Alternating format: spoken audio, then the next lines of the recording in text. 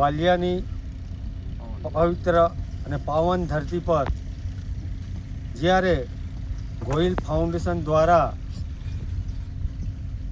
ભાઈ શ્રી રમેશભાઈ ઓઝાના મુખેથી ભાગવત ગીતાનું પવિત્ર સ્મરણ કરવા માટે અહીંયા પધારે છે, તો આપ સૌ ભાવિક ભક્તોને નમ્ર વિનંતી છે કે વધારેમાં વધારે માણસો અહીંયા આવે અને આ પવિત્ર કથાનું સ્મરણ કરે.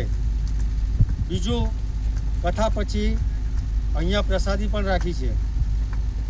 પ્રસાદી પછી દરરોજ રાત્રે ડાયરાનું આયોજન કરેલ છે. તો આપ સૌને વિનંતી કે મોટી સંખ્યામાં અહીં પધારી જ્યારે ગોહિલ ફાઉન્ડેશન દ્વારા ભાઈ શ્રી જયદીપભાઈ જ્યારે આવડું મોટું કાર્ય કરતા હોય તો આપ સૌને આમંત્રણ પાઠવું છું.